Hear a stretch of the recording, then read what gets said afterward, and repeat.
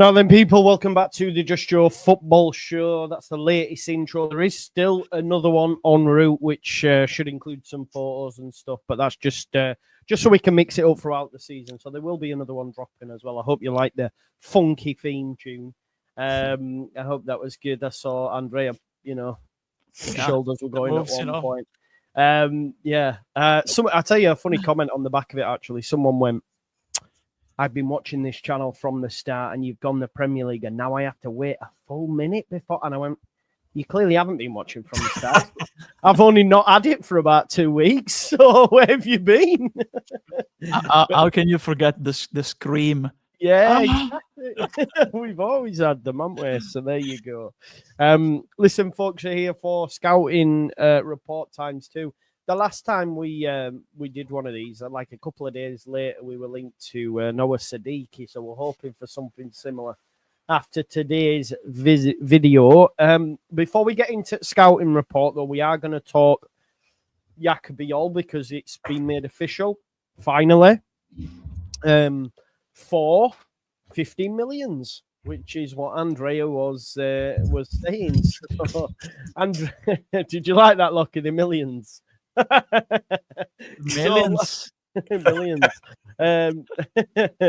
Lockie, sorry, Andrea, talk to me then. Good player, 15 million, happy days, 5-year contract. It's 3 million a year on the PSR. We've had a beauty there, I think. Absolutely, top-notch work from the recruitment team. Absolutely, hats off to them because the valuation from Udinese was too high. 100%. We needed to lower it down. As I said to you when we talked, when the name came about the first time, quick, I had removed that. I had completely removed that. Forgotten about that. But top notch recruitment, really, because 15 is the real valuation. And as I've read, it's and correct me if I'm wrong, it's add-ons included. No. So it's, I think so. It's even more, even more because of course, usually when a player moves to the Premier League, the clubs add the add-ons, as an incentive to the investment, because you increase the value of the player too if you're looking to sell him later on, in his career too. But for the type of player right now, solid defender, physical, aerial duels, ground duels, good with the ball. The only problem is the pace still for me, and it will really need time to adapt to the fast, like Nick from Slovenian football was saying to you when you chatted. The pace and the tempo will be the biggest issues at the beginning, but I think he has the mentality to try and adapt to that. Absolutely. So absolutely top work, and that's how you do business, honestly. 50 million from a player that has the physicality to play in the Premier League, and especially the add-ons included, it's massive. So absolutely, congrats, top work from the recruitment team led by Adam Underwood. Yeah, it's hats off to them indeed. It's taken a little bit longer than any of us would have liked for the nerves and would have expected, but as Mark says here, he'll be all right. So yeah, Lockie, happy with it? Yeah, Joe, it's been a long time coming, this one, hasn't it, to be fair. Do you know what shocked me? Because obviously watching Udinese when I was doing my research, the two lads next to him are much bigger. You know what I mean? So he looks small in that back three, but he's absolutely huge. He must be, 6'4"? Is he, Andre? 6'4"? 6'4". Wow. You're asking me, in a measure that I tell you how many centimeters he is, but 90 meters. Yeah, 90, something like that. 6'4". Definitely 6'4". I remember reading it earlier on. 6'3". Yeah, 6'3". Massive. Good. That's one thing that, like when he walked on the video, the announcement video, is walking through all the doors, and he's almost touching the top. Like, there's no chance that he's. Like, I swear Rodon's meant to be that height. He's bigger than Rodon. It's crazy. He's massive, man. Got the makings of a good partnership there, aren't you? Rodon and really good. Strauch in there as well, Yeah. It's good. Good three. Definitely. Well, is there any chance that we play with a 3-man midfield next season? With the to box eight. I don't know. Is there any chance? Because who's he going to drop? Because my head tells me that he doesn't drop Ampadu because he's his captain, which means no. start. So he has to. If you're bringing in a box-to-box eight, they're coming in to start, aren't they? Diarra, safety said yes. He's coming in to start. So he'd probably play alongside Ampadu. So can we see a three-man midfield or not? I think we can if we get the right number 10, one that is capable of playing all around. Because with the signing of Biol, you can, of course, focus on Strauch and Rodon or Biol and Rodon, So you have players that can play with the ball. Rodon can carry the ball. Of course, Biol, the only other worry I have is that, as Nick said, the from Slovenian football, they play with in the national team with a very defensive-minded back four, Karničnik, Durkozic, Biol and Janja, all defensive-minded. They stay back a lot while our fullbacks get forward a lot. So that's something that I really want to see him doing. I want to see how he will adapt to that, because he will be more exposed, compared to what he is with Slovenia, So that's another thing that he will need to address and to adapt to in the Premier League. But I think that allows you to play with two defenders and not one ball-playing defender like Ampadu at centre-back. Ampadu finally goes permanently back to the midfield. Then you have an 8. And if you pick the right number 10, you have 10 also contributing in the build-up in the midfield, And it's a movable, versatile three-man midfield. So, yeah, there's definitely space for that if you get the right number 10 for me. Yeah, I think... yeah, it's an interesting one, isn't it? Because you'd assume it'd be Tanaka, Ampadu, no-brainers. But if we're bringing in the 8s that we're linked with, they'll definitely be in contention to play. Yeah. And maybe it's just he wants them two do that physicality, don't they, for the Premier League? Let's be honest. Them two would get absolutely bodied in the Premier League. Yeah, so that's it. But for me, everyone this year, I think and we'll see this with a striker role, they need more. So the striker needs to do more. The wingers need to do more. Midfielders need to do more. So maybe the 10 role, as opposed to it being a bit of a passenger in games or not really being that effective, it could be a profile that can do more. So they can drop deeper. They can make a 3. So it'll be interesting. But I think the striker will help with that, because the ones I picked are good at doing them 10 bits as well as running behind. So, yeah, I'm excited. I don't know. We'll see. Yeah, it'll be interesting how we set up that first game. Definitely. Yeah. Can't wait for it. Definitely will. Right, we'll leave Biola next season there and talk about our 9 now. Before we do, Ryan says I'll have 2 number 9s, a number 9 large, a number 6 with extra dip, a number 7, 2 number 45s, 1 with cheese and a large soda. Do you get that at all, Andrea? I'll have 2 number 9s, so number 9 large, number 7. The order at the end, I got it. Honestly, the cheese and large soda, the other ones, it's just too much for me, honestly. Yeah. It's when you're ordering from a Chinese menu, you click you say the numbers. I mean, I don't, but some people do, don't they? Yeah. So I think that's referencing. Maya. Thank you for becoming a member, my man. Right, okay. So we're going to get stuck into the number 9s. The most exciting position on the pitch. The guy that's going to score goals that keep Leeds in the Premier League. Andrea, you went first last time. So, Lockie, do you want to go first this time? Yeah, sure. 1 second. Let me just switch my screens around. So it turns out that's big while from Grand Theft Auto San Andreas. Joe, okay. Yeah. Oh, that's great. While Lockie search for the screen to get ready, I wanted to address very quickly another thing. I think many of you have seen the game yesterday, Italy versus Germany under 21. Very quickly, I think Gnonto, as you've seen, had a terrible game. But today I was really shocked and ashamed as an Italian to read online, not by Leeds fans, but by fellow Italians, many racist comments towards him. There's no place for racism in football. That's disgusting and shameful.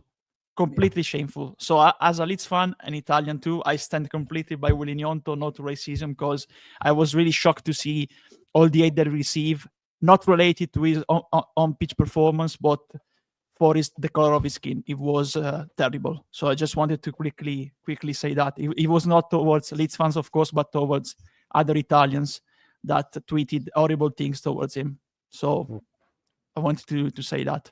Yeah, no, that's great. I actually didn't know anything had been said in terms of any sort of abuse like that. So yeah, you do right in saying that, mate. So thank you for that.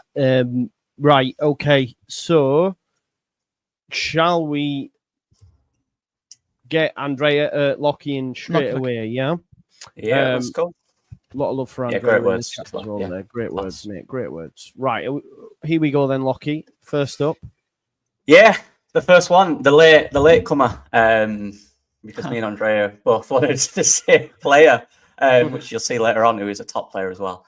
But yeah, the late comer. I watched a lot of him last night and this afternoon, and I was seriously impressed with him. It's Matthis Abline, plays for Nantes. I believe that's how it's pronounced. You know, my French is exquisite, by the way. Try again. Nantes. FC Nantes. I love well, there's a better French name coming up that I've been practicing. It's unbelievable, but that's another player. Yeah, he's been playing sporadic minutes, but he's been part of the French under-21 setup as well this summer. So that just shows the calibre.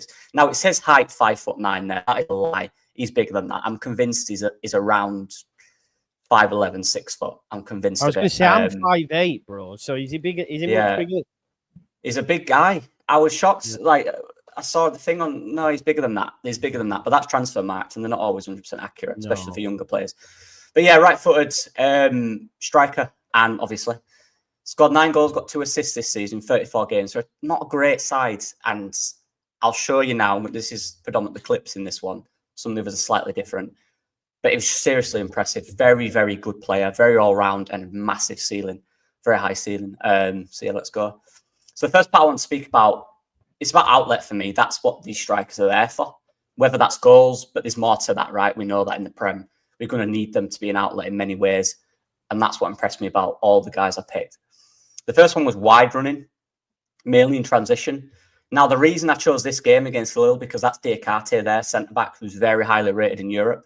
Young, I think he's around 23, 24, wanted by, been linked to a lot of big clubs. And he gave him a nightmare in this game. So that's why I chose this one. And that's kind of, you know, going into the Premier League, the level of centre-back will probably be similar to this guy. So I like the fact that he won this challenge for me. So the ball comes through, and what's really impressive about this in these wide areas, he's right-footed, and everything he did here to beat his man was on his outside, on his left. So again, showing not only that he's an outlet in terms of stretching a team and occupying the centre-backs, but actually he can be effective on his weak side is really important to me. Very direct and brave in 1v1 situations when he needs to be. Kind of similar to Mecha in that sense, in 1v1s. He's got that powerful drive after 4 or 5 yards where he can take a man on. But what really impressed me was the distance he travelled.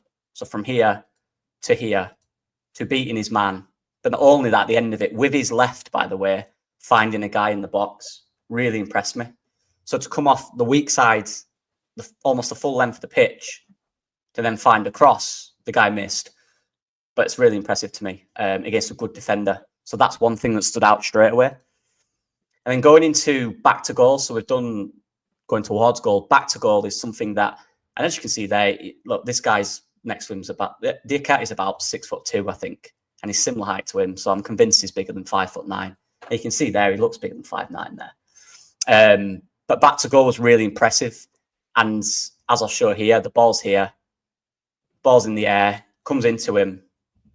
And it's the ability he's got to bring it down from this height with 2 centre-backs on him. But what he does here, he jinks. So he acts like he's going to go in behind and then quickly comes short, which just leaves this little space here between him and the centre-backs. And what he does, he brings it down on his chest. And look at the gap now between him and the centre-backs. He brings it down on his chest from that height. This defender's running into him. So from his chest, knocks it past him, And then at the end of the move, finds a pass into midfield. Now, this seriously impressed me. From a ball that's very high to lose the defenders, bring it down on the chest, beat this man, and then find a pass. That shows to me how the mix of physicality and technicality in his play is really impressive.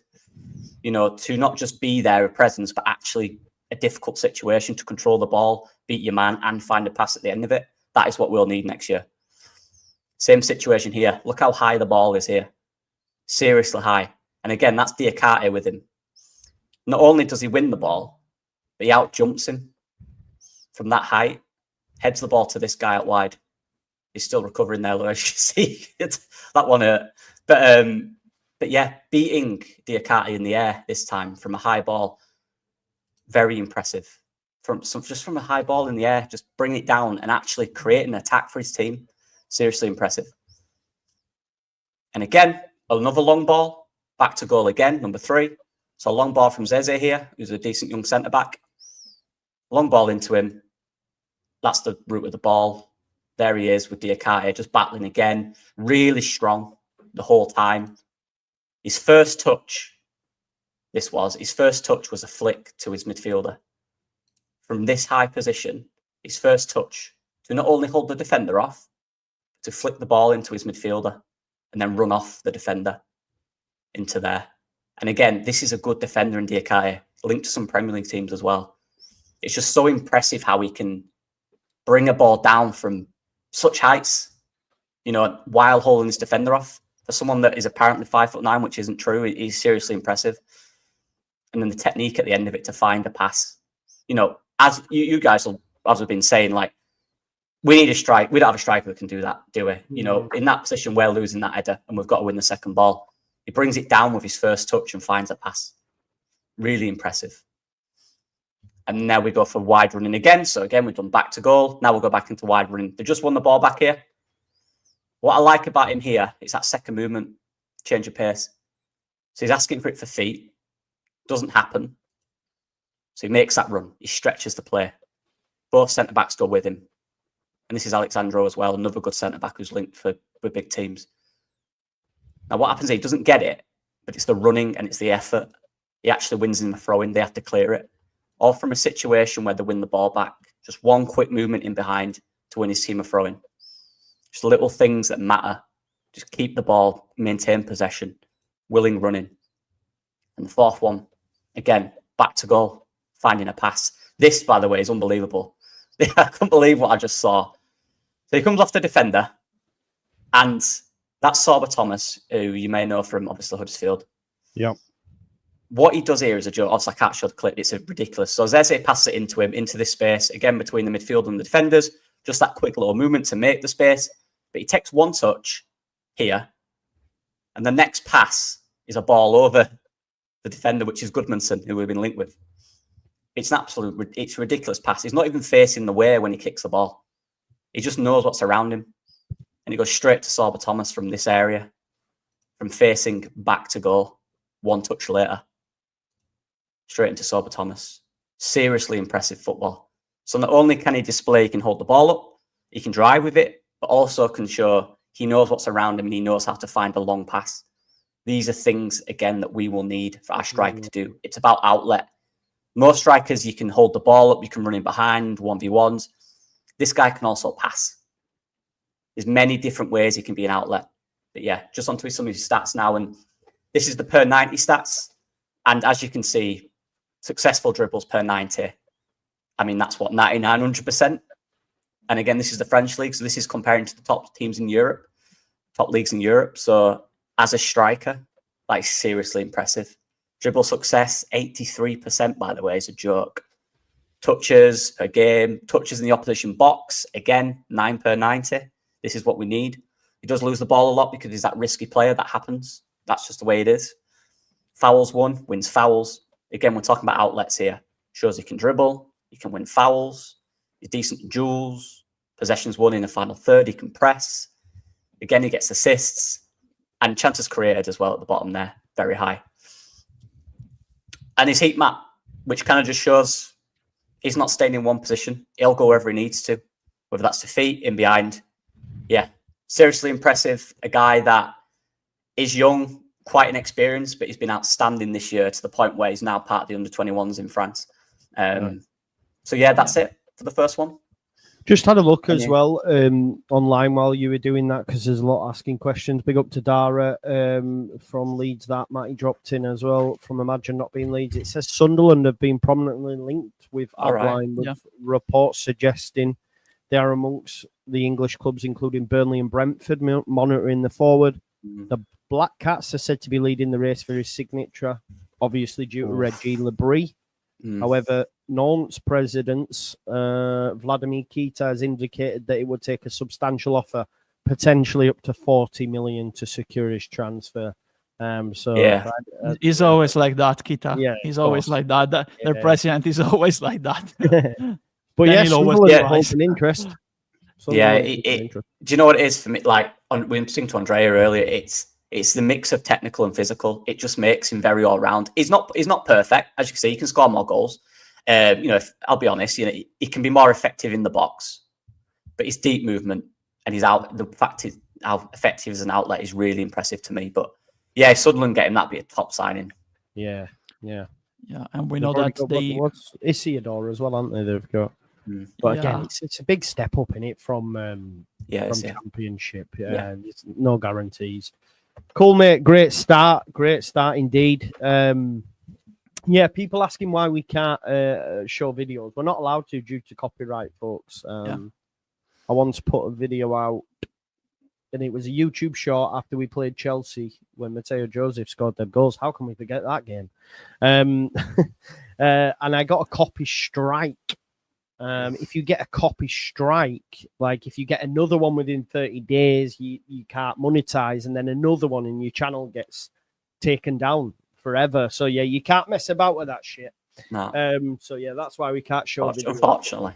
Unfortunately, yeah. If you could, it'd be amazing. But then, especially with the nines, because I'm glad me and Lucky didn't talk about our slides and everything, but I'm glad that he has gone into the direction of showing the movements rather than, of course, people expect from the nines, he's gonna show us like where he shoots from, where he goes. But you need to see, we have identified both players that are both technical, can be all around, very, movable, versatile, but also physical. So I think you will find that Lucky have gone in a similar way, like you did, in terms of showing the movement, where they go, the areas, how they attack the space, create the depth and stretch. So absolutely top pick, Abline. Absolutely, he was very, very praised for his technical ability in France compared to his height and physicality.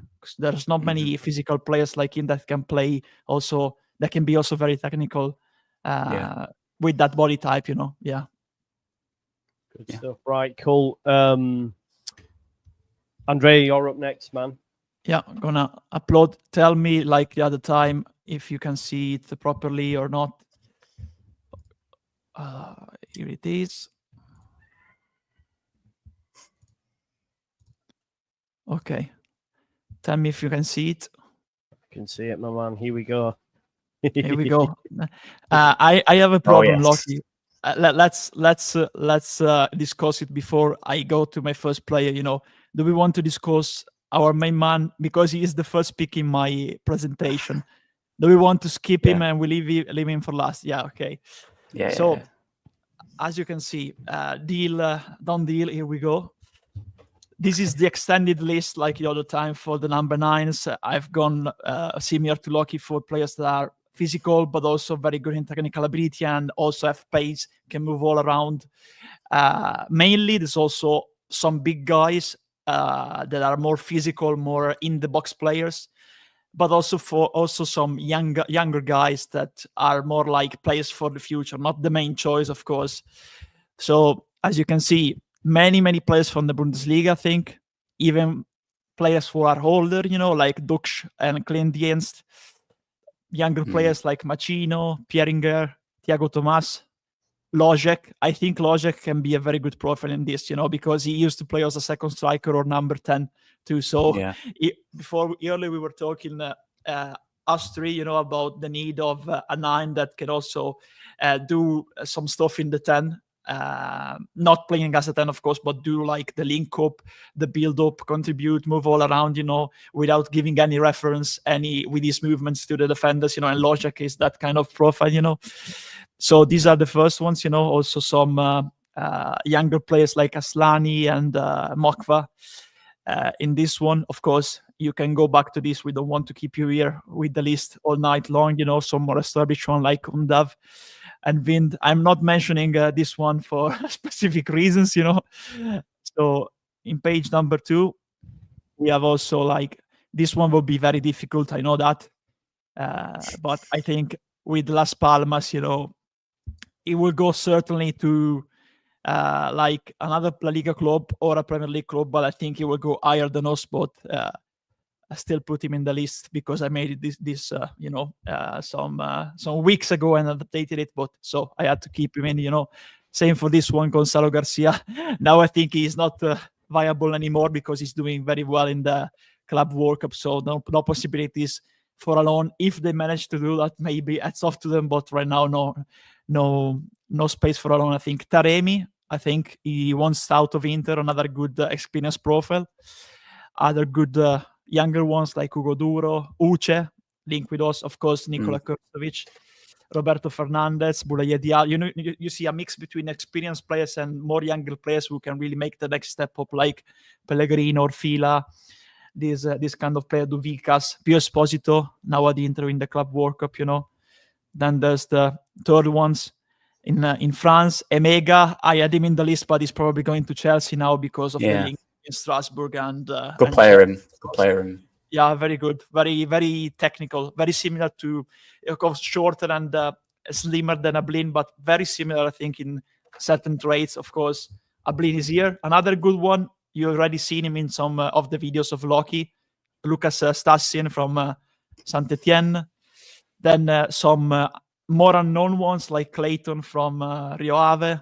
Then you have Troy Parrott. I rate him, honestly. I know people don't like him, many people, but I really rate him. Then you have some, because Monaco have a lot of strikers, and you have like opportunities because they will need to offload one. I think Embolo, the experienced one, Balogun, didn't have a very good season, so maybe returning to the Premier League can be an option because he has the many players ahead of him, in the pecking order. Then you have like Chris Garden, other players, more from more far leagues, Boving, very good player, Goebbels, and Neziri, experienced one from Fenerbahce. Romulo, this one, very, very good. Then you can go back to these ones, like other players in the Premier League. I think we can try to get, but of course, very difficult to negotiate with other Premier League clubs like Nketiah. Archer, of course, not a Premier League club anymore. Southampton, so you can negotiate with them. Fulkrug, Press from the Championship, Sargent, Cernats, Conway. Then the final two, Ivanovic from Millwall and the Turgeman. Like I said, many starters, others for the future. So it's a list, a mix between players who are ready and players who can be squad players and others for the future, younger ones. You can go back to these ones later on. Gonna skip very quickly so we don't see our main man. And here we go. So, no one saw it. It's fine. Don't worry. No one saw that. So my first pick is Fotis Ioannidis, the Greek strategos, means the strategist, leader, smart in a certain sense. The strategos were the old leaders in ancient Greece that can really use their mind to oversee the military and the civil actions in Greece. He is 25 years old, the captain of Panathinaikos, 6'2", so very, very similar, taller than Abline, but very similar, with that range, 80 kilograms. Of course, he plays for Greece. He's played many times against England too. I think he scored 2 against England when Greece won at Wembley, if I remember correctly. This season, I think he overstayed. at Panathinaikos. He needed to leave last summer, but he stayed. He had many suitors, especially in Italy. Bologna after him again. So that might be competition. But people will look at his stats from this season. You see only 5 goals and 6 goals in the league. It's divided the league in Greece into phases. So the championship one and the regular season one. 4 goals in the Conference League and 1 in the qualifiers. But in the past seasons, he was more prolific. He was more prolific. I think he has the ability, maybe, to replicate the past seasons if he moves abroad. I think he overstayed. He stayed at Panathinaikos. Of course, he was the captain. He's still the captain. But he's a player that, like I said, is capable of moving all around. He's a player very, very smart, and we'll see that later on. But if you look at this absolutely outlines what I'm saying, successful take-ons. This one is the Conference League. Panathinaikos played in the Conference League if they face Chelsea this season too. Pass complexion 80%, shot creating actions 81%, progressive carries 77%, 94% successful take-ons, passes recoveries, progressive passes recoveries 95%. He's a player like you see in the heat map that moves all around, but he's very versatile goals. He attracts and drags a centre back with him, stops the ball, passes the ball and sprints into the space.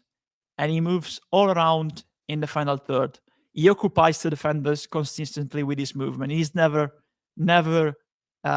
static, As I said, this season, it was a bit of a mixed bit for him. He also had some injury problems. He missed 5 games for those reasons, Played 42 games, started 28, and he struggled to regain form at times, because of the injuries he suffered at times. So he also played 14 games as a subs,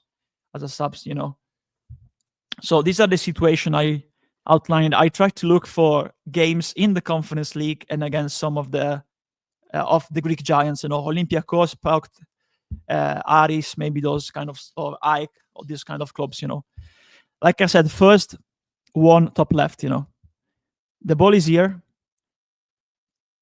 He, as you see, is very near his teammates, He has the right winger here, in this case, Mladenovic, Serbian one right wing back, and the midfielder here. So you see, he goes near where the ball is. This player, the midfielder, passes the ball to the winger. Ioannidis was going towards the midfielder, back on goal, like Loki said, with Abline. Turns back, attacks the space in behind, because moving the ball here, they completely bypassed this player. This defender needs to stop this one, Mladenovic. Through ball, Ioannidis can shoot on goal because he's attacking the space, and he has dragged one center back with him. The center back now needs to leave to try to intercept this ball, so he has a free route towards goal. This one will need to try to take on him to cover the space. If he doesn't manage to shoot, he has another player that is following him, so he can play the 1v1, pass the ball or shoot. And this is one situation.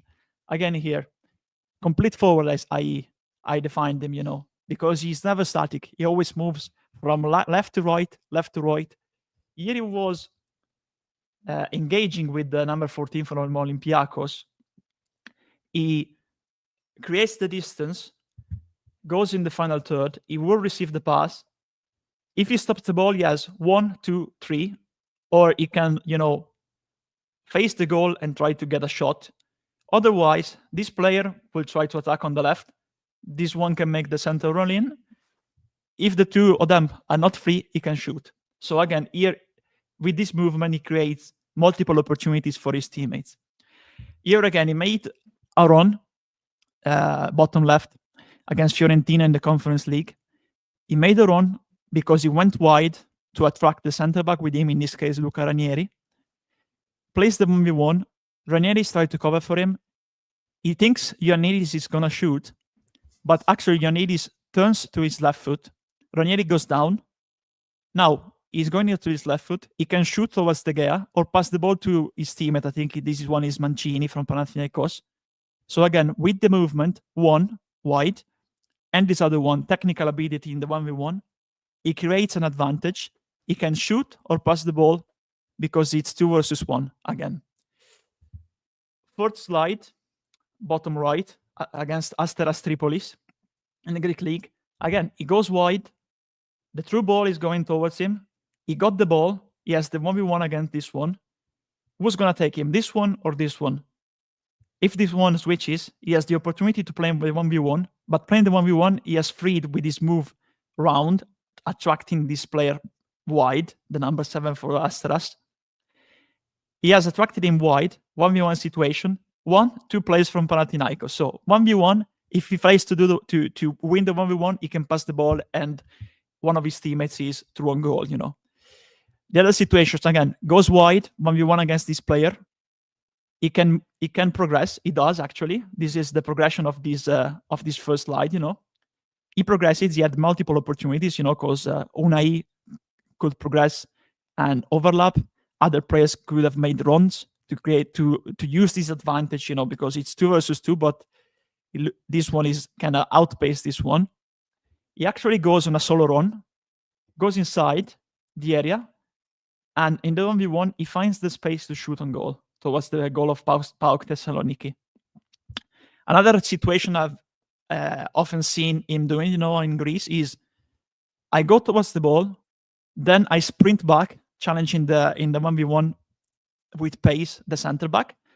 Long through ball, he wins the physical duel, goes through on goal and scores. Actually, he actually dribbles past the goalkeeper too in this situation. The final one, another one again, we've seen him doing very well, attracting the defenders out wide and playing the 1v1 and creating space for his teammates. In this case, it was central. 1-2, attacks back, outpaces the defender, through ball, 1v1 situation, and he can, of course, win the situation against the goalkeeper, you know, 1v1. How do they play at Panathinaikos? 4-3-3. Is the lone number 9, but moves all around like we see here, you know, and frees also the space for the central run from Bakasetas, which is actually a number 10 too, or the run from the wings from Tete or Juricic, you know. So this one was Fotis Ioannidis, very underrated, I think, striker from Greece. Yeah. Nice.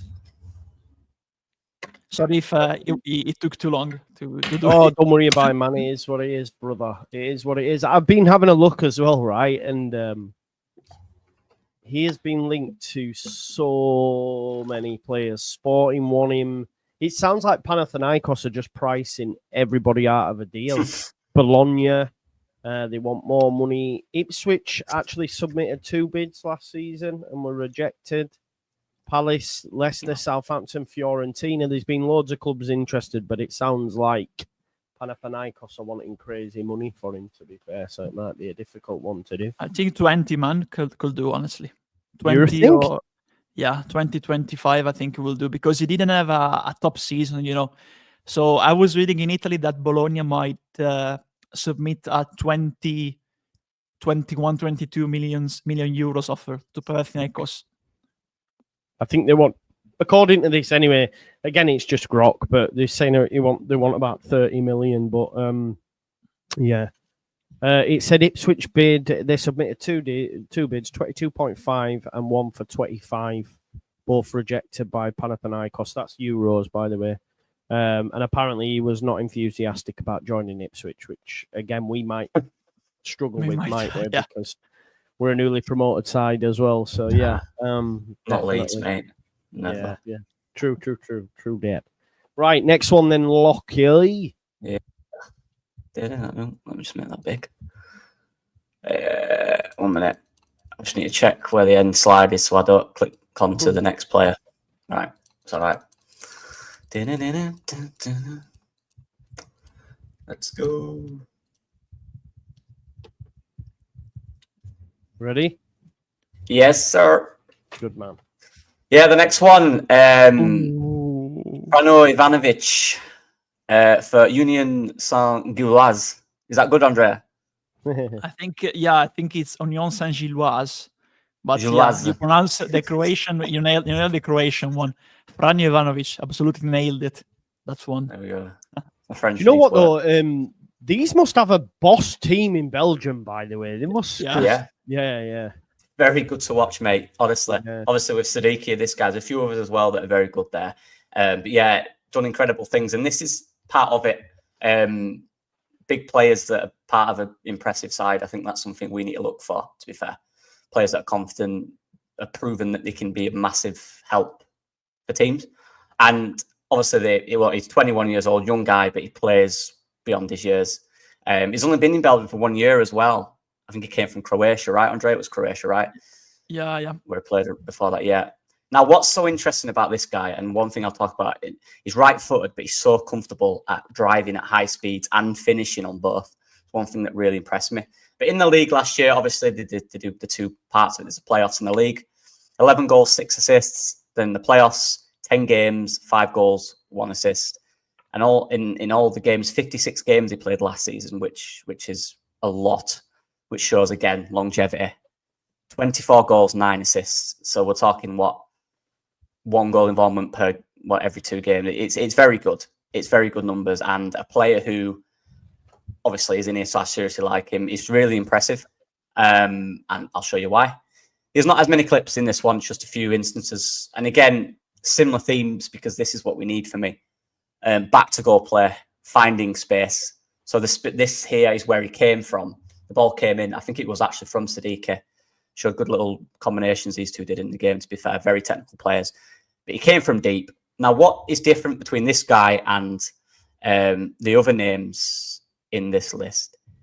He's not necessarily a hold-up player that likes to invite pressure from the centre-back and play it off. He will pick the ball up and drive with it. That's one difference that I really like. He's very productive in the sense that he doesn't want the ball to stop. He wants to keep moving with it.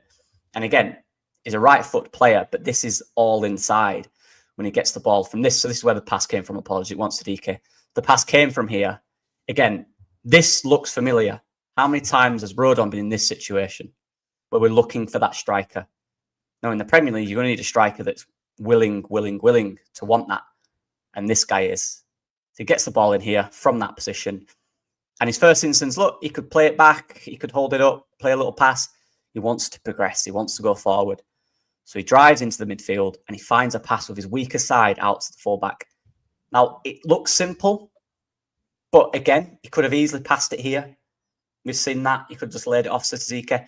He thought, nah, that fullback is between the lines, between the lines of the midfield and the defence. That's where the space is I can exploit. So he wins the ball, he drives with it, he gives the ball out wide. And the second he does that, where's that space? Where can I attack? And I tell you now, he's quick, especially over 5 to 10 yards. He's very, very quick. It's one thing I really like about him. It's Promise David as well, who we've been linked with as well. Good partnership. Signed a new deal, Promise David. Yeah, he did, didn't he? Yeah, he did. He's playing with Canada at the Gold Cup now. Yeah, so it's just the whole build-up was excellent. First of all, being in this position here where the striker, he's not been lazy. He's not standing on the line saying, oh, this isn't my problem. The ball's deep. He's going, no, I want this space here. I can get this ball. And he gets the ball. He drives with it and finds an excellent pass. Very quick. He makes his decisions very quickly, which is something I love. As soon as he passes it, he goes, right, I'm driving in this space. Attacking the back line. And that's what I absolutely love. The guy didn't give it him, but again, it's the thought. Another one, similar to before, he pretends he's going to make this run in behind, but he stops, he checks himself. And again, he's looking in between midfield and defence, looking for the space. Remember what I said about the 10 players that can do that role, and 9 that can do it. This guy can. He's very smart in his movement. So gets the ball, it's right, this is the space, tight space. And again, I wish I could show this. It's really impressive. Gets the ball here. Does 3 guys with about 4 touches. Really close ball control. Gets it in a difficult area. Makes it out of the space. Look, there they are. He's left them for dead. Runs through these 3 guys here. Gives it to this guy who gives it him back. And again, takes 2 more on from that same move. And passes the ball out to the fullback again. So and then attacks the box. So do you notice the theme between the first clip and the second clip? Picking the ball up, taking a guy on, playing the ball out wide, attacking the box. Something I absolutely love. It shows variety in his play. And that's something that really impressed me. His variety. He's strong, he's powerful, and as I've shown in this, he can take guys on as well. Really close ball control. And again, this is on his left. Seriously impressive. Again, attacks the box, cross comes in, doesn't get to him, but again, attacking that front post area. And it's just one thing I want to show you. I'll just thinking for 1 sec. It's just not in this, it's in a different slide. Just to show his variety in his finishing. There we go.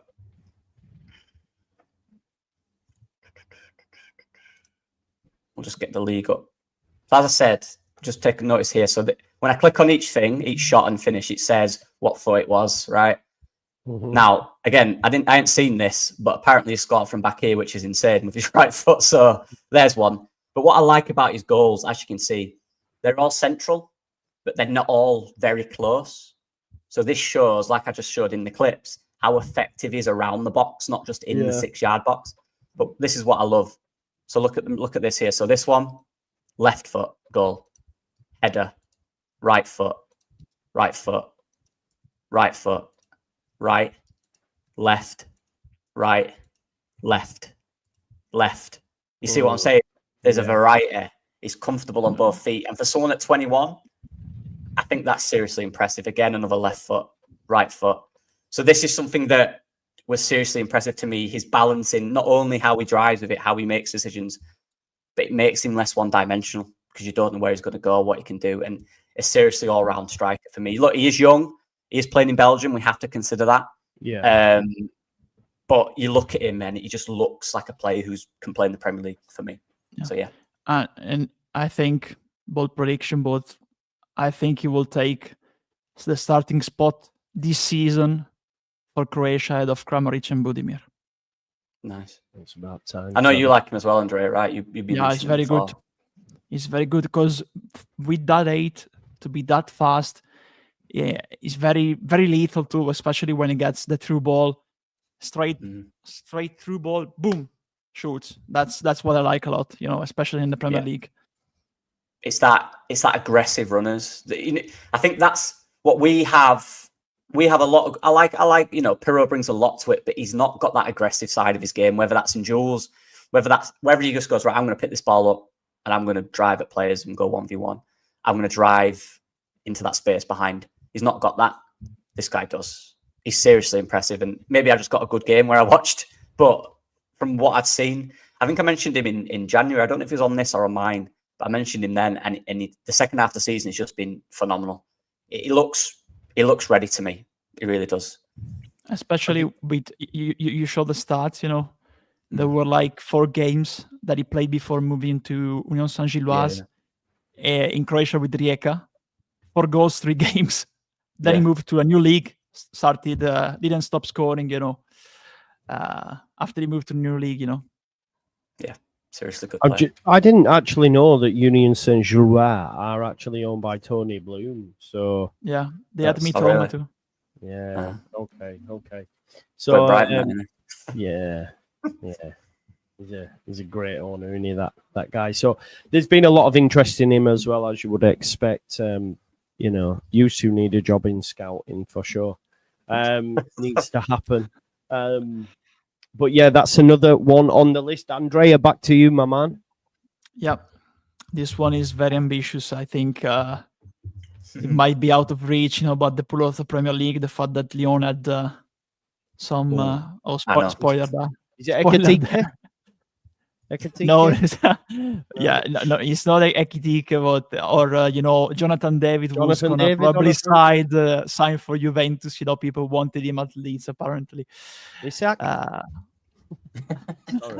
I'll stop. Isak. Okay, this one.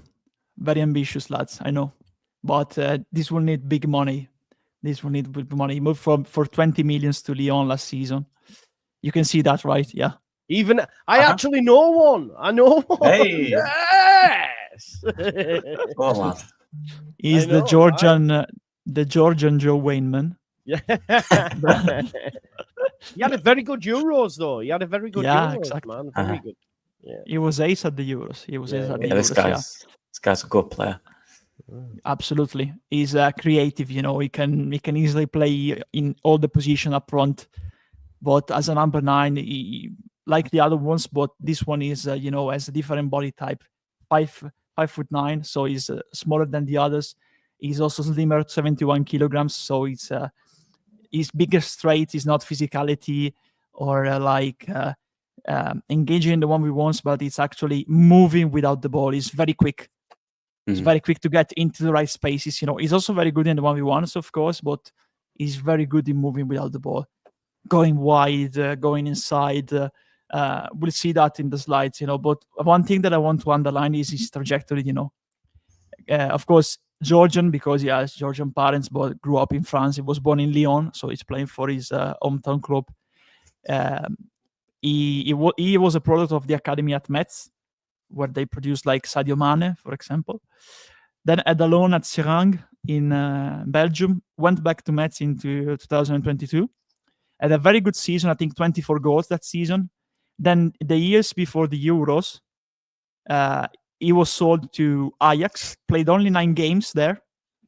So he didn't make it in his first big step towards the top clubs. So in January, he was loaned back to Metz with an option to buy.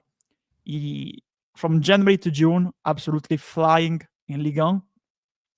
So had a great Euro 2024 too. So Metz used the option to buy and then sold him straightly for 20 million euros last season to Lyon. Lyon, because of the problems that they had with Textor, all the multi-club thing, you know, they were provisionally relegated last season to Ligue 2. Then they resolved the problems, and now they qualified for, I think, the Europa League 2. They finished like 5 or 6 in Ligue 1. But his first season back in his hometown club, 47 appearances, 17 goals, 11 assists. So the 11 assists shows you that we are talking about a creative number 9, an all-around number 9, a player with a genius, basically, a genius. Because he knows what to do. He's very smart. He says to you, look at my stats here, you know, with the celebration. As you can see, the stats are absolutely amazing. I know that it's not the same thing. I'm aiming very high, but other players from Lyon moved to other clubs. Like Fekir, when he moved, Nabil Fekir from Lyon to La Liga, I expected him to move to a bigger club than Real Betis. Not disrespect, of course, to Real Betis, who are really a club that are really rate, you know. But there are bigger clubs, of course. There were bigger clubs in Spain at the time, you know. And Lyon, they have like Lacazette out of contract, so they will need to sign new players. They, of course, are playing in the Europa League, and they will try to sign some other number 9s, you know. So they will strengthen the striker in the striker position, you know. So honestly, Mikautadze is a player absolutely suited and tailored for the Premier League, and especially for Farkeball. Absolutely, I will spend every penny to get him. Penny to get him, honestly. even big money. We read in some articles, you know. I think it was in the YP, but I may be wrong, you know, that we were going, or maybe it was in the Athletic, you know, that we were willing to spend 30 millions for a player in the position that we have identified that needs to be strengthened, to be reinforced, you know. Spend 40 for Mikautadze, spend 35, honestly, absolutely tailored for us. As you can see by the stats, you know, these ones, 82% pass attempted, 82% complete completion, 91% progressive passes, carries 90%, take-ons 89. These stats are absolutely amazing. You know, I'm not a big fan of stats, you know, but I'm more a fan of our player moves, and I like to, you know, look at the stats compared to a specific situation inside the game. So as you can see, again, similar to Ioannidis, a player that moves all around, very versatile, can play 1v1, less physical, less individual duels, ground duels, you know, but he's a player that really knows where he needs to be in a situation where he can create an advantage centrally or wide for his team in the build-up, you know. 0 games missed for injury, 0. 47 games played, 22 as a starter. That's also why I mentioned him, 22 as a starter, 25 as a sub. So he has like 17 goals and 11 assists, but he has started less games than the games where he was subbed in, 22 against 25. So you may go to him and say, you're going to be the main number 9 here. You're going to be the starter. So this one is why I mentioned him, Some situations. Of course, we are looking at Europa League and some French Ligue 1 games. Here it's the game in the knockout stages in the Europa League against FC SB, basically Steaua Bucharest. But it's a very disputed thing, in Romania. There are 2 Steauas now. The old one, FCSB, and they formed a new one called Steaua Bucharest. So fans don't know which one is the real one. Some fans say this one, other fans say that one. We don't want to enter into that. So back to Mikautadze, he starts wide, goes to where Cherki was just signed for Man City. Cherki sees him. He has attracted, these two, and sprints in the middle between these two. He has attracted these 2 players. This one will need to track back to get him. But there's also this one. So the pass arrives. What does Mikautadze do? He goes with the 1v1 situation, goes inside. Will he go to his right foot to get space to find a shot? No. Actually, fakes the shot, goes to his left foot, takes the tempo out of the defender here. There's 1, 2, 3, so he still has 1 to face. He can shoot with the left, of course. He has outbalanced this center back. He needs to keep attention to those 2. So what does he do? He fakes another shot, keeps going, and finds the space to shoot and score after beating like 3 defenders. 1 backtracking, tracking back, and the 2 that he beat in the 1v1 situation. Here again, he goes back in the build-up. They actually decide to go to Cherki wide. Cherki goes inside for the 1v1. Mikautadze goes straight into the box. These two think he will go try to attack the near post. He actually stops and goes towards Cherki. Cherki passes the ball to him. He stops the ball and shoots straight to the goal. Scores here in this situation too. Other situations, again, PSG. He goes wide. There's Nuno Mendes here. Mendes goes wide. The ball goes from the right wing into the middle to the striker, to Lacazette. Here they have the opportunity because he sees that the space between Pacho and Mendes is large. He gets into the space. Lacazette passes the ball to this player. I think it's still Cherki, might be another one. They tend to go to the left, but actually they see that Mikautadze is there, so he makes the run in behind Pacho. They get the through ball. It might be Kimpembe, actually not Pacho, one of them. They get the through ball to Mikautadze because they see that he's through on goal 1v1 against Donnarumma, and he actually chips Donnarumma in this situation. So again, from wide, goes between the 2 defenders, sprints in behind. They do not see him because he has read that they have a gap in the defensive line. The defensive back line reads that well. 1v1, scores, passes Donnarumma. Here again, we have a similar situation where the ball is wide to Cherki again. So starts in the final third, attacks the center back, this player here. Does the pass because he goes and takes the ball. They pass the ball to him. He goes not face the goal, not facing the goal. He goes straight towards Cherki, back to Cherki. Cherki, in the meantime, has moved near him, passes the ball to Cherki. What does he do? Does he stay in a static position, in a stationary position? No. Passes the ball and moves straight between these 2 defenders. So Cherki with the chip gets the ball back to Mikautadze, stops it with his chest, shoots with his right foot, goal. So again, I say this Cherki fellow looks good. We should look at him for the 10, shouldn't we? He looks like a decent player. I think actually at the start of the window, some people actually said that, Loki. So Probably. I want that a lot. What surprised me, Andre? What surprised me? Yeah, what a surprise! What a surprise, man. And here we are, again. We see that 4-3-3 again, like in the case of Ioannidis. This is the game against Steaua FC SB, that red and blue Romanian side. One of the powerhouses there, 2 players near him. Nuama, I think, Lucky, you really like him, do you? Nuama, yeah. Cherky too.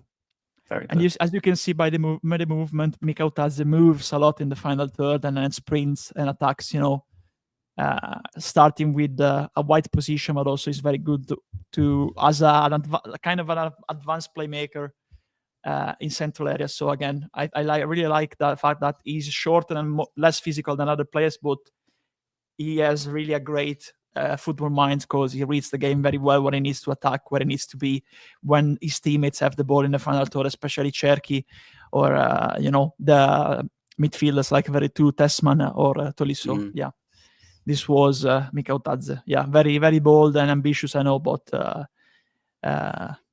we need to be, Andre. We need to be like this is the thing about these lists. I think there's ones that are probably more attainable, and there's ones that you probably look at and go, maybe not. But it's good to have variety for me, I think. We were told by like Athletic and stuff that they've put aside 30 million for each key position. And then if you think like you've only spent 15 million on Be-All, you're also able to bring some transfer money in with the potential selling of youngsters that aren't going to quite make the grade. Then, you potentially have more money to then splash out on a bigger target in a key position like the number 9, don't you? Yeah. That's for sure. Now, am I right in saying this one is a joint one? No. Mine and then the last one is a joint one. Okay, yeah, sorry. Yeah, exactly. Well, yeah. Go ahead, man. Go ahead. This is my again, just to clarify, probably unrealistic. Probably won't happen, but there's no harm in trying, is there? Yeah, again, player I've liked for a while, is an absolute beast. Is phenomenal. It really is. Now, the context as to why I think there's a slight chance, and it is slight, it's very slight, that it could happen, is the fact that, again, he's not had an outstanding season. There is context to this. He's had a lot of personal stuff that I don't think, go look online. It's sad and it's quite crazy, to be fair. But that's definitely affected in playing this season 100%. But when he plays, he still looks very good. And it's Brian Brobbey from Ajax. A very, very, very good player. I really like this guy. But again, even though it was a poor season for him, he still got 7 goals and 6 assists. And again, I just urge people to go check out what happened because it's mental. To be fair, it's crazy. But yeah, we'll get into some. I've not got many clips for this because I want to talk more about him as opposed to show so many clips, and I didn't have so much time. This is what I love about him. He's a bully and he's a beast, and he just looks like a striker to me that is perfect for Premier League football. Probably Premier League football above Leeds United, unfortunately. But again, the context being, he wants to leave from what's been online, from what's happening. Okay. It's clear that he doesn't want to be in the Netherlands anymore. The also context being the World Cup. He'll want to secure his place. It's not as secure now with the fact that he's not had an amazing year. And the fact that, look, we've got to be ambitious, right? What I love about him, and this is what, in this position here, I believe that's Robin Koch as well, potentially. Like, it's one of them. I believe it is. It might not be, it might be the one. There's no chance in this world that the striker should win in this position, right? Back to goal, defender close to him. The defender there is in control of that situation. What he is so good at, and he did this countless times, is turning defenders. He's really good at it. Again, mixing physicality with technical ability. He's got really quick feet, but also when he turns, the power and the way in which he gets his body between the defender and the ball is seriously impressive, and it can create chances from anything. So he gets the ball in this position. He got it from this guy here into feet, and you look at the defender, look, he's in control.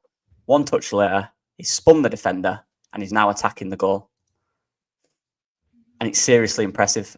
And to zoom in a bit after, and he hits the post actually with the finish. He has a strike, and he hits the post with a finish. It's a great strike. It's very unlucky. I just want to highlight what he did. It's very blurry. I'll explain. So he controls it with his left, and he does. Yeah, it's not Robin Koch, this one. He controls. Tuta. Yeah, he's decent, to be fair. I like him. But he got done here, so that's unfortunate. Remember last week where I did a similar thing with, I can't remember which player it was, where he receives for back to goal. But what he does is his body shape makes the defender not understand or realise what way he's going. And he's very good at doing that. So what this means is, as you can see, the defender position now, he's very split, which is going to make it hard to react. And that's what he's very good at. He receives on one foot and then he'll turn the opposite way. And once he's in front, as you can see here, very split defender. Once he's in front, he uses his body so well. And at this point, he's unstoppable. And going into a different situation here, and I've not shown this in any clips, pressing. When he wants to be, and when he's angry, he's a relentless presser. So they have the ball here. They play it back. This one's Robin Koch. He plays it back to Robin Koch. So he starts from his position, and he just says, I'm going to press. He got a knock in the head about a minute before this, and you could tell he was really angry. And the press is a joke.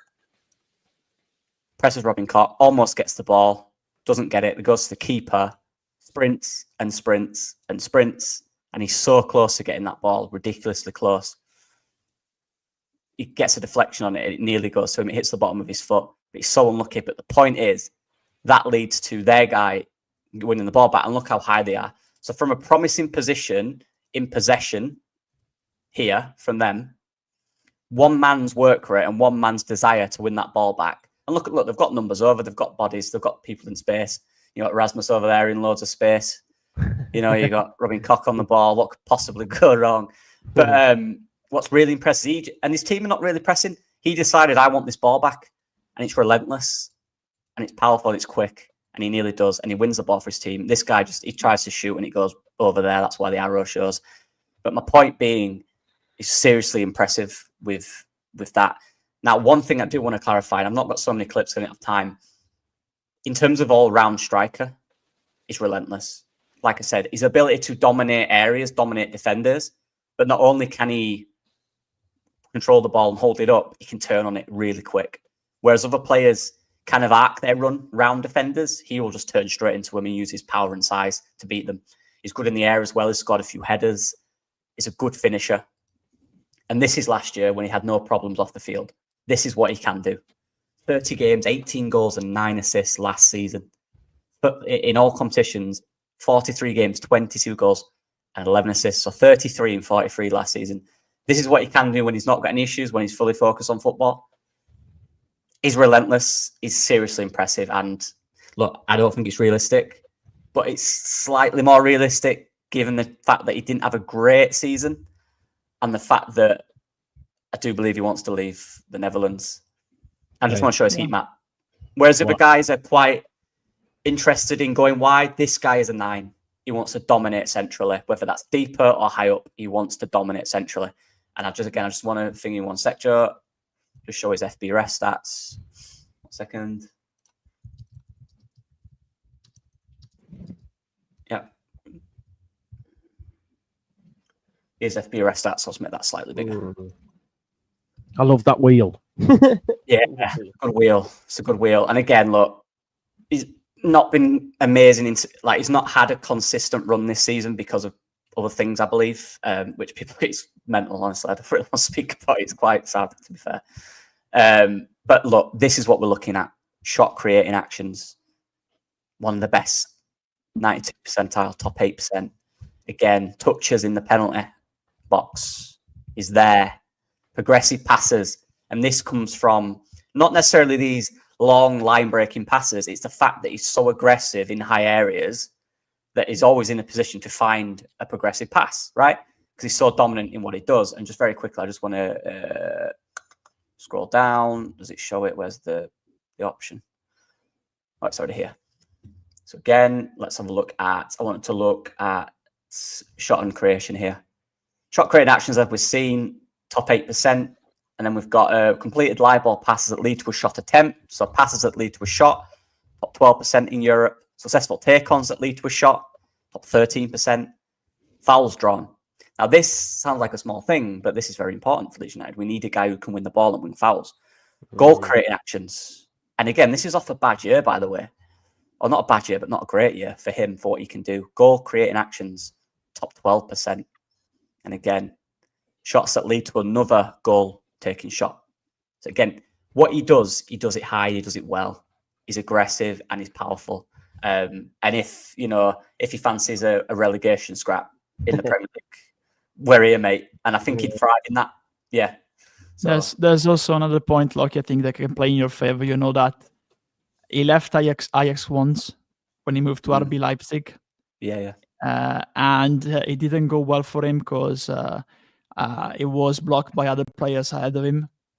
So I think some clubs may look at that and say, oh, he went to the Bundesliga, it didn't play for him, went back to his old good surroundings, in an environment where he feels appreciated and he feels he can play at his best, But maybe there's certain leagues where you are more suited to that level of football.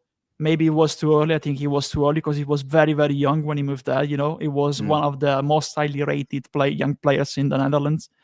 Moved there at the time where RB Leipzig were really, really starting to mount up, their current status, in the recent years when I think they had just finished second or third in the Bundesliga for consecutive seasons. So it was maybe too early for him to make that step. It didn't work. So I think right now, I think he is like 3 or 4 seasons since he returned to Ajax. So this might be his last chance to move, to try to do that again, that step to a higher league, Yeah.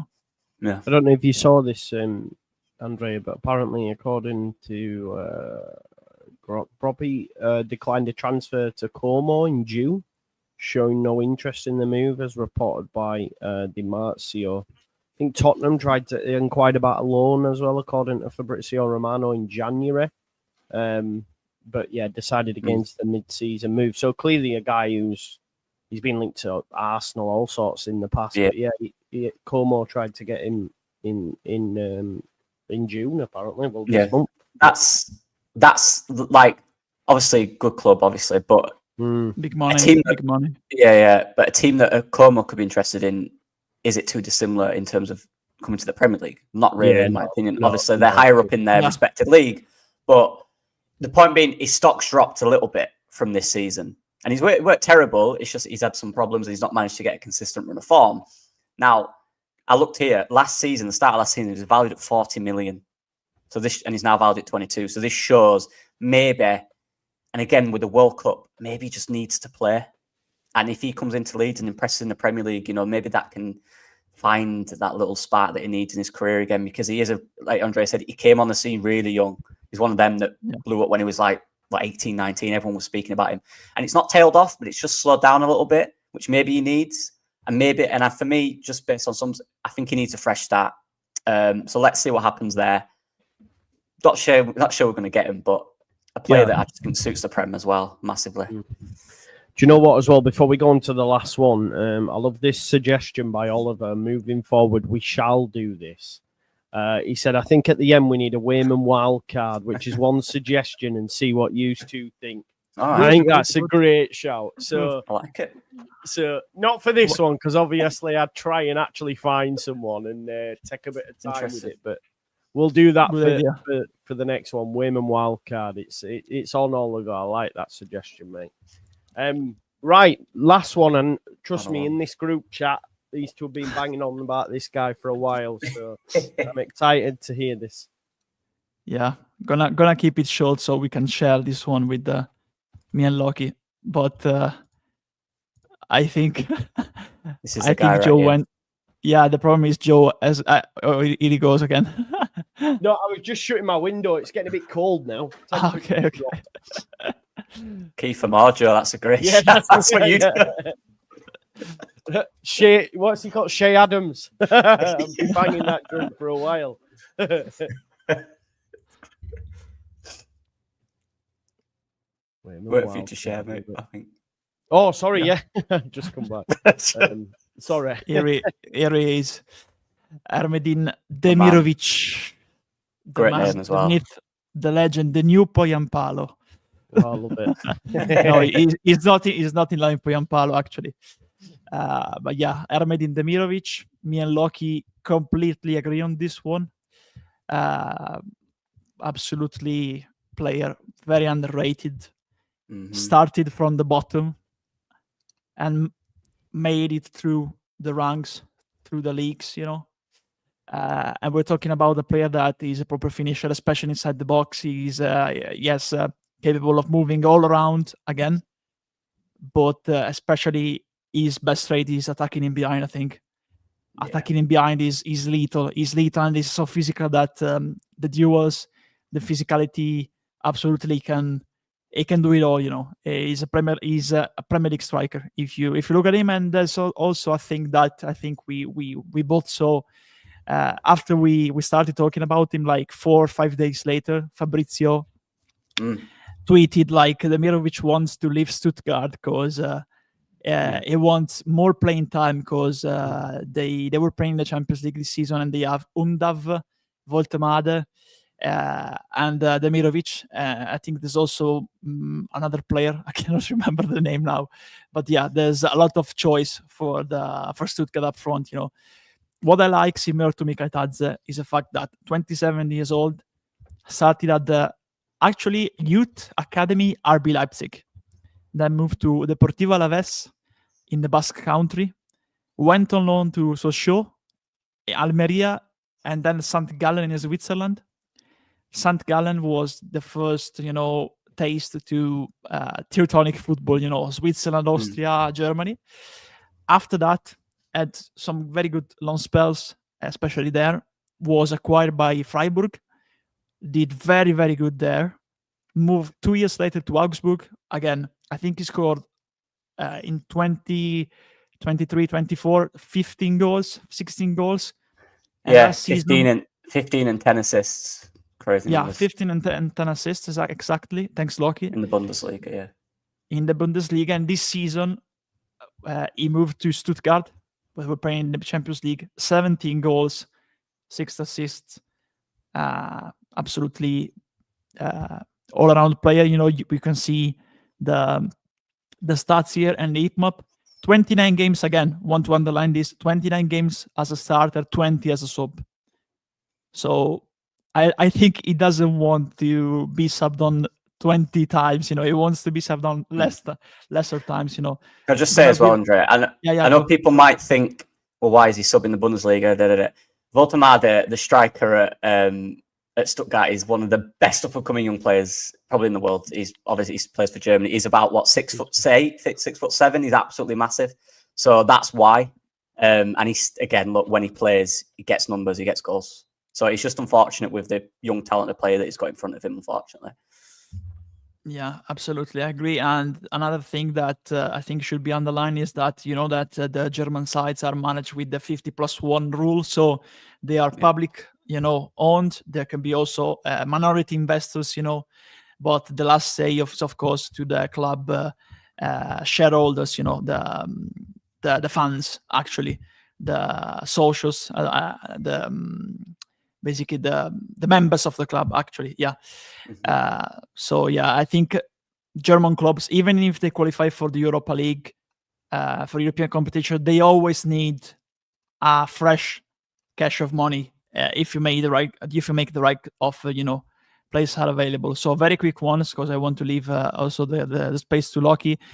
In this case, again, starts from against Borussia Dortmund here. Starts challenging the back line, goes towards the ball on the left, to the left wing back, left back, 1-2, and then sprints back. 1-2 means stops the ball, passes, and then sprints back to attack in this space here. Again here, similar to Ioannidis, goes wide. The ball was stuck here to the right midfielder, gets the ball, turns towards the goal, face on the goal, sees that there's the run on the other side, through ball, sends him through on goal. Here again, goes towards the ball, and then sprints back to attack, stretch the team and attack him behind, creating depth, and challenging physically these two defenders against Bochum in this case. long ball, I think, from the I can't remember his name, the number 6 of Stuttgart. Here again, never static, stationary, never static.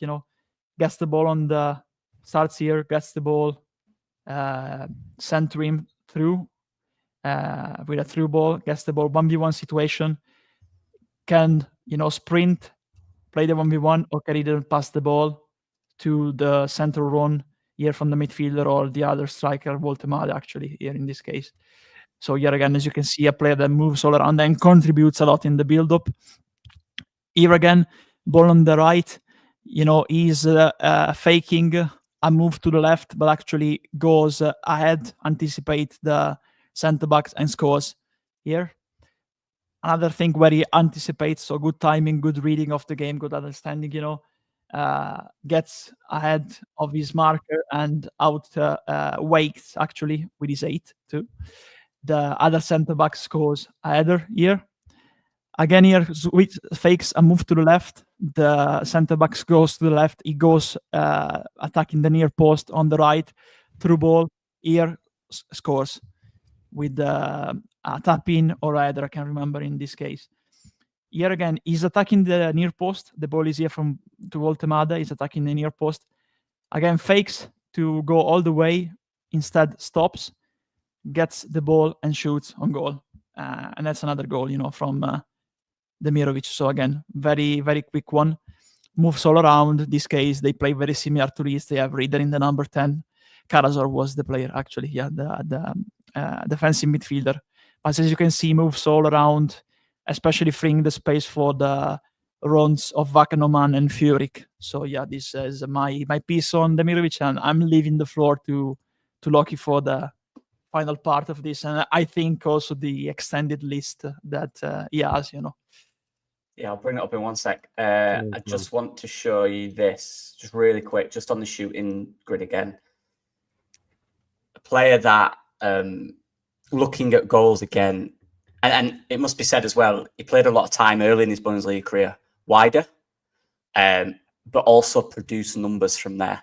So that shows variety in his play. He's a very versatile player. And like Andre said, he's a guy that, one thing that I noticed about him, I actually watched a game, I've watched a few, but one of them where in the first half, he was quite static, but in the second half, he started sprinting. I know it sounds silly, but he started sprinting. He started sprinting after everything, running into space, driving into space. And he was so dangerous because over 5-10 yards, like Ivanovic, he's sprinting, he's so powerful, it's so quick. And if you just look at his goals here, he's such a box threat. He's so, like, in the box, probably similar to Pro in the sense that when he's in that box, when he's close, his shots hit the target. And one thing you see there on target, 40%, which is pretty good, by the way. I think that's higher than any of our players. Like I said, 66 shots and 15 goals is pretty decent. I just want to show as well, look at these ones, corners. He's very, very good. His ball striking ability is really impressive. So that's one thing I love about him. And honestly, just watching him, he's so smart as well. He's good at winning fouls, but he's also physical and mental. One thing I like about him, obviously he said he wants to leave because of the lack of minutes. But the thing with that is he's proven this season that he deserves more play. He's not just come out and said it. He's proven, look how many goals I've scored in limited minutes. I want to leave. I want to play. I absolutely love that. And if you look at his career, that's what he's done. He's not stayed at many clubs that time. Obviously, he's been on loan and stuff, but he's a player that wants to play. He believes in his ability, but not only does he believe in it, he goes through and gets numbers every year. There's about 4 or 5 years now in the last, obviously, since he was like 21, 22, where he's consistently put up good numbers, whether he's been out wide, whether he's been in the 9, he always puts numbers up. And that's why I like him. And yeah, I just quickly want to show 1 goal every 123 minutes, 25 DNA, 15 goals in the Bundesliga. It's crazy, isn't it? Crazy. He's a leader. And he's leader too, mentality. Yeah. Another thing I love about him is, you can tell when he's playing. A guy that doesn't play that much, he's so confident. He's not one of them players who you can say, he's not looking confident at the moment. I promise you right now, he's going to be confident. And all he wants to do is prove people wrong and say, look, you're not playing me, I'm playing. He'll turn up at training, he'll keep going. Like I said, he weren't playing a lot this season, but every time he did, he'd score or he'd get an assist. That's something that's seriously impressive to me and something we'll need. And yeah, sorry, I just want to quickly show this. A lot of the names are very similar to Andrea's. This was, striker was hard. I think we'll both agree, Andrea. This was the hardest one. Yeah, I agree totally. Very hard. And look, I'll just quickly show it. People can have a look through there if they want. There's a lot that are similar. A few were from the Championship last year, so ignore some of them on there that are not nowhere near good enough. But yeah, we mentioned Stassin. Is it Kleindienst? Kleindienst, I think. Yeah, Kleindienst. Yeah. Had a very, very good season, Borussia Mönchengladbach. There's loads in here. There's loads of good players. Amora's one that had a really good season, but I don't think quite fit our system and could probably play higher. I just put Openda in there because he's my favourite player. Jonas Vince, again, good player. I wasn't quite sure. I know people are mentioning Gassan, and me and Andre mentioned this. Very talented player that's played a lot on the right. He's not necessarily that 9 profile that we've been looking for. Mbolo is one. I know you know Mbolo, Joe. I know you like Mbolo. I love Mbolo, you know. I actually, every time I watch him, he's brilliant, I think. This close. I was this close. You know what they say. You know what they say in Switzerland, you know, in Bern, in Basel, they say like he's the Swiss John Wayman. Honestly, though, like, yeah, he is. He was this close, mate. The only thing is his injury record is quite bad. So I just couldn't put him in. And again, I'm looking at some younger players here. Conrad Harder, who will probably play more this season because of the selling Gokares. He's a good young player. There's loads in here, but yeah, I just want to show that. There's just a few more down here as well. This guy, watch out for this guy in the future. Very good striker. Franculio, is that right? Coulinho. Yeah, Franculio. You know what, Lucky? You know what? Franculio, I watched him too, you know, them too, especially in Denmark. But I don't know. I'm very divided about him. Yeah, I'm really. He has a lot of will, you know. Still very young, of course, but I don't know. I cannot figure that type of player that I can be in the future yet, you know. So I'm glad to hear that you. Yeah, I give him an orange, not Prem ready at night. But Clayton is one as well. I was going to put in, but it's just. He's not done it enough consistently. He's had a very good season this year. He's on loan at Rio Ave from, is it Vasco da Gama? Yeah. Big guy, big striker. Scored a lot of goals this season and is a massive threat. But I just, I decided to not go for him. But yeah, there's a few there. If anyone wants to screenshot and have a look at them. Good stuff. Thank you very much, lads. Just a bit of an update. Fenerbahce parted ways with Ivanovic. Fenerbahce reached an agreement on every issue with Leeds United's goalkeeper Ilhan Melier. The football player is expected to come to Istanbul this week. Don't know the reliability of it. I've checked it. It's a bit sketchy. I've retweeted it, so I'm not sure it'll... Yeah, just looks like another. But apparently Fenerbahce like the look of Melier, so watch this space. With that one, I'm trying, honestly, like in the top of my head, I'm like, women's wild card, try to just even think of one. But could be Mbolo, you know, Joe. Real Mbolo. See, could be, couldn't it, for you? Shay Adams. I will get one for the next one, though, I promise. I swear to God, I will get one. I mean, I'd normally do a poll, lads, but I think we're all sold on Demirovic.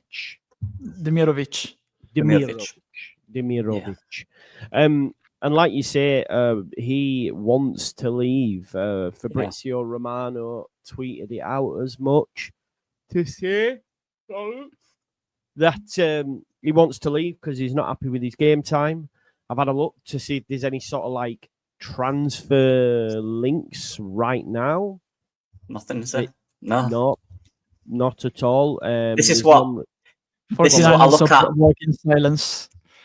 That's my thing. What you'd assume with a striker of his quality, why isn't there? Yeah, you never know. Look, I look at the names we've been linked with, and I just think he fits that profile. But I also don't think he'd be. I don't know how much his cost. Andre is probably best for this, but I don't think he'd be as much as the likes of Muniz that they're asking. Yeah. That's my thinking. Absolutely. Apparently, I agree. Previous windows, he's been linked with Everton, West Ham, Sevilla back in 2023, but no concrete links this season. Then he moved to Stuttgart. Was a record signing, but no major transfer chatter has emerged since. His contract until 2028. Yeah, there doesn't seem to. It's right there, any, man. It's like right you say, there. we move in silence.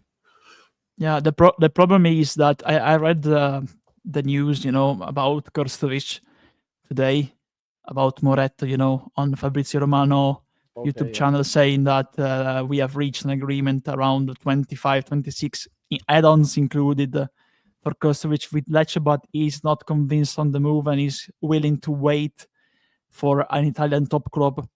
Do you believe that link, bro? Because surely we'd know about a bid by now if it was official. I believe that. I think Moretto and Romano are reliable. They prove to be reliable. Yeah. I think they, along with others, especially Di Marzio when he moves directly, not with his collaborators. The three of them are the reliable ones in Italy, I think. So yeah, I think it's just the case that he wants to wait because he knows that, for example, Fiorentina, a big offer arrives from Moise Kean. They sell Moise Kean, then they have the money.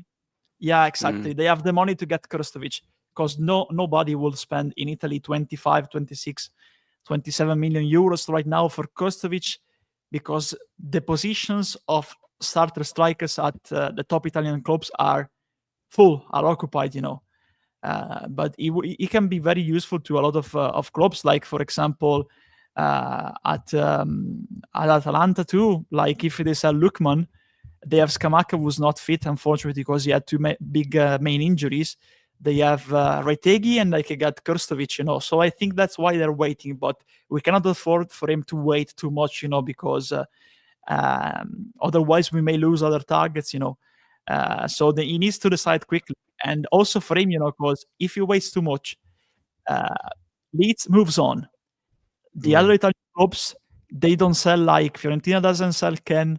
The other clubs don't sell their top players. Then he really risks to stay at Lecce because nobody else will pay that 25, 26, So this is the big chance he has if he wants to move. Take it. Honestly. Yeah.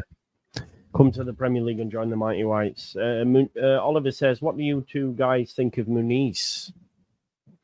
I honestly don't know much about him. I've not seen him play that much. From what I say, he's meant to be a big, strong guy, right? I've not seen that much of him. I'll have to watch, obviously, but I haven't, so I can't really give a... I'm assuming he's a similar profile to what the other players have been looking for. He went on a crazy run, not last season, the season before, like he scored goals, and then obviously you had every belief that he would probably be the number 9, but then Jimenez obviously has got something to say about that, but yeah. I think their only 2 strikers though, right? So like it'll be difficult. This is it, man. This is what I keep thinking, like the names have been linked. I feel like they're all there and thereabouts. But Demirovic for me is right there. He'd be slightly cheaper, I'm assuming. And I just think he's as good, if not better. I really do. Just my opinion though. Yeah, he'd be cheaper. I agree. Yeah, let's hope so. Right. Sorry, I was just reading news reports on Twitter just to see if anything had happened, but no. I think we don't even need a poll, I don't think we need a poll. I think we've got our pick, haven't we? Demirovic is the one. Boys, I just want to quickly get your opinion on this as well before we leave, because it's all but confirmed. Keith Andrews, manager at Brentford. It's wild, man. I'm buzzing because they Man United have bid again for Mbeumo tonight, about 60 million. Vissa could go. Keith Andrews. I was listening to Talk Sport and Simon Jordan said he moved. He was at Sheffield United. He got brought in at Sheffield United on a coaching basis. They got relegated. He got brought in somewhere else. They got relegated. So yeah, I'm just like, I hope that's true. I know. Anyway, Martin O'Neill hates him, so he was having a go at him. But it's a wild. You can't. How can you go from free kick coach to manager in the Premier League. I just don't see how it's going to work. It's intriguing, because of course he was there this season. But if you look at his CV before, like you pointed out, especially with Ireland, I think when he was like an assistant under Stephen Kenny, I think he was one of the worst managed Irish side, both on fitness levels, picks, but also tactics. So I really hope that this season he has learned for him something under Thomas Farke. And I know that Brentford are a club very well managed behind the scenes. So if they have made this choice, it's a choice they have made with a lot of thinking behind that, because their decisions are always very well thought. They don't move just for moving. They move like doing the scouting. They have a long process behind it, with a lot of data involved, with a lot of personality involved. Thomas Frank was a tactician, but also basically he owned the place at Brentford. And I won't rule out, honestly, that it was Thomas Frank himself that suggested Keith Andrews to Brentford, to be fair. Where did Thomas Frank come from? Denmark, I think. It was a club like not Midfield, but he was on the coaching staff though of Dean Smith, wasn't he? Yeah. He definitely was. Yeah. So it's kind of following that model. Yeah. But that's it. You just said, look, you just said when Thomas Frank was on the coaching staff of Dean Smith, maybe you just said it was this guy. You never know. You never know. We'll see. It's definitely intriguing and interesting, 100%. But yeah, you never know. Let's see. Yeah. See what we do. Honestly, in the window as well. I would love it if they did. Wolves, West Ham. Listen, we're staying up, man. Boys, from me and from the majority of the chat, massive thanks again for all your hard work and endeavour and time and going through it all. So I want to thank you both so very much, because people enjoy it. It shows that with the amount of average view time we get and stuff on this video. It's absolutely insane. It's not for everybody. Sometimes we get idiots in the comments. That's just the fact of life, right? It is what it is. It's very peculiar, Sometimes it might get boring, in a certain sense, because it's very peculiar, but that's the way it is, like the song in Red Dead Redemption, But it's variety as well, right? Joe, you have different variety on your channel. That's why it's so good. Do you know what, as well? Like, anybody can just, I could go on Grok and say, give me 10 players Leeds United. Come on and pretend that I know what they're about. Do you know what I mean? I'd rather go, do you know what? Listen, I ain't got a clue. So let's actually take some time, or the lads take some time and do it. So, yeah, it takes a lot of work as well, peeps. So make sure it takes a lot of work, yeah. This is what I just want to say real quick. Just like like you said, I'm not firing shots at anyone, but when people suggest they've seen a player, there's a difference between giving information about what you think and saying, oh, I've seen this, I've seen that. The biggest thing about scouting is watching the player. Stats are great, all this, but there has to be human approval. It's so important. That's what it is. It's a human watching a human.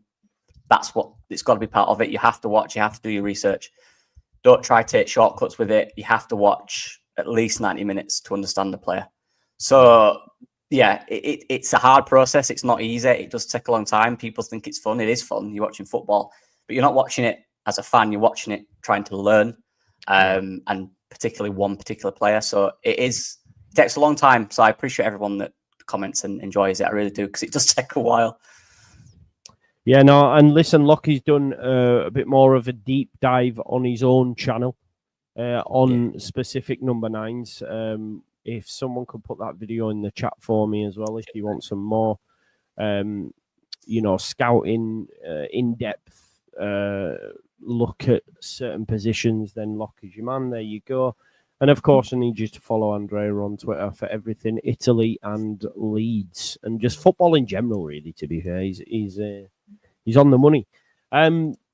Dave's it tomorrow, Tuesday, we'll see. Because now we've got Jacoby all, it's a case of who's next in it, who's next. Which position do we get in next, lads? What do you reckon? Striker. You reckon? Because you're not. Oh, Yeah. I talking about the scouting report. Sorry. No, sorry. Yeah. No, actual. Yeah, player. striker. Maybe Sorry, striker. yeah. Maybe a left back.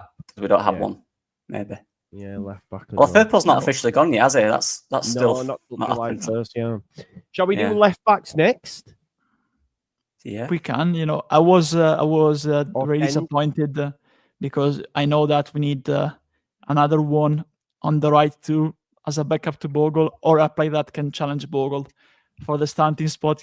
I thought he was really good because he didn't have a great spell at Marseille, but today Amar Dedic signed for Benfica, so that goes one of my potential picks. But yeah, we have got at least the center back. Yeah, it will have great chance to. I've seen some great chance towards build. Especially like he's Slovenian. He's only cost 15 millions. I like mine, by the way, with Danny, Samina Mina, Yaka Yaka, Yaka Biol plays for Leeds. Is the Slovenian beast?